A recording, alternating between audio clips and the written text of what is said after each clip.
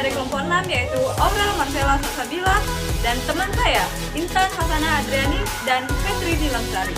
Di sini kami memenuhi mata kuliah yaitu media pembelajaran. Materi yang akan kami bawakan yaitu yang berjudul penggunaan media grafis dengan dosen pengampu Bapak Dojoko Rohadi Wibowo, Magister Pendidikan Islam dari Fakultas Ilmu Tarbiyah dan Keguruan, Prodi Pendidikan Guru Madrasah Ibtidaiyah dari Universitas Islam Negeri Raden Fatah Palembang. Selamat menyaksikan. Pengertian media grafis. Media grafis termasuk media visual, sebagaimana halnya media yang lain. Media grafis berfungsi untuk menyalurkan pesan dari sumber penerima pesan. Saluran yang menyangkut indera penglihatan. Pesan yang akan disampaikan dituangkan ke dalam simbol-simbol komunikasi visual. Simbol-simbol tersebut perlu dipahami benar artinya agar proses penyampaian pesan dapat berhasil dan efisien. Selain itu, fungsi umum secara khusus, media grafis berfungsi untuk menarik perhatian, memperjelas sajian ide, mengilustrasi atau menghiasi fakta yang mungkin akan cepat dilupakan atau diabaikan bila tidak digrafiskan. Pengertian media grafis menurut Farah Ali. Di sini saya mengambil contoh dua menurut Farah Ali. Yang pertama yaitu menurut Nana Sujana dan Ahmad Rifai. Media grafis sebagai media yang mengombinasikan fakta dan gagasan secara jelas dan kuat melalui suatu kombinasi pengungkapan kata-kata dan gambar-gambar.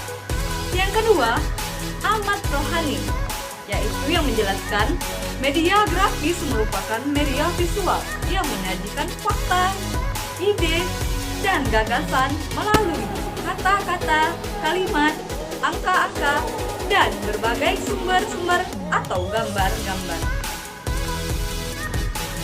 Selain sederhana dan murah, media grafis termasuk media yang relatif murah ditinjau dari segi biayanya. Berikut beberapa contoh macam-macam media grafis yang akan dapat kita bahaskan di bagian berikut. Yang kedua, macam-macam media grafis. Yang A, media gambar atau foto. Di antara media pendidikan, gambar atau foto adalah media yang paling umum dipakai. Dia merupakan bahasa yang umum yang dapat dimengerti dan dinikmati di mana-mana. Yang B, sketsa. Sketsa adalah gambar yang sederhana atau graf kasar yang melukiskan bagian-bagian pokoknya tanpa detail. Karena setiap orang yang normal dapat belajar menggambar, setiap guru yang baik haruslah dapat menuangkan ide-idenya ke dalam bentuk sketsa. Yang C, diagram. Sebagai suatu gambar sederhana yang menggunakan garis-garis dan simbol-simbol, diagram untuk skema menggambarkan struktur dari objek secara garis besar. Diagram menunjukkan hubungan yang ada antara komponennya atau sifat-sifat proses yang ada di situ. Yang ketiga, bagan atau cut. Seperti halnya media grafis yang lain, bagan atau cut termasuk media visual. Fungsinya yang pokok adalah menyajikan ide-ide atau konsep-konsep yang sulit bila hanya disampaikan secara tertulis atau lisan secara visual. Yang grafik. Sebagai suatu media visual, grafik adalah gambar sederhana yang menggunakan titik-titik, garis, atau gambar untuk melengkapi. Seringkali simbol-simbol verbal digunakan pula di situ. Yang F, kartun. Kartun sebagai salah satu bentuk komunikasi grafis adalah suatu gambar interpretatif yang menggunakan simbol-simbol untuk menyampaikan suatu pesan secara cepat dan ringkas atau suatu sikap terhadap orang, situasi, atau kejadian-kejadian tersebut. Yang G, poster. Poster tidak saja penting untuk menyampaikan kesan-kesan tertentu, tetapi dia mampu pula untuk mempengaruhi dan memotivasi tingkah laku orang yang melihatnya. Yang H, peta dan globe.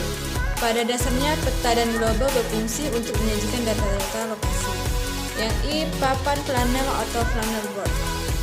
Papan flanel adalah media grafis yang efektif sekali untuk menyajikan pesan-pesan tertentu kepada sasaran tertentu pula. Nah, kalau grafik ini bisa dilihat ya, contohnya itu ada grafik batang, ada yang dalam bentuk lingkaran, ada yang bentuk dalam garis-garis. Sedangkan bagan biasanya digunakan untuk struktur, jadi misalnya struktur organisasi atau struktur dari yang paling umum ke dalam suku seperti itu. Lalu ini contohnya komik ya, jadi ada sajian bergambar yang berurutan dan memiliki alur cerita seperti itu. Sedangkan selanjutnya adalah poster. Nah, poster ini biasanya gambar yang disajikan secara menarik dan lengkap informasinya. Misalnya ini contohnya saya mengambil dari Kemenkes ya, tentang COVID. Ini ciri-ciri kalau mengidap COVID. Nah, poster ini bisa digunakan di dalam kelas untuk menarik perhatian siswa, juga bisa digunakan di luar untuk memberikan informasi kepada halayak umum. Lalu ada contoh foto. Nah, foto ini biasanya ada di buku-buku materi pembelajaran. Biasanya hanya foto secara real atau foto secara buatan. Foto secara buatan misalnya kayak peninggalan zaman dulu, misalnya reruntuhan. Nah, itu akan dicetak kembali dan disajikan dalam bentuk foto. Nah, foto ini biasanya tidak akan diberikan keterangan-keterangan yang menarik, jadi hanya foto nyata tersebut untuk dijadikan objek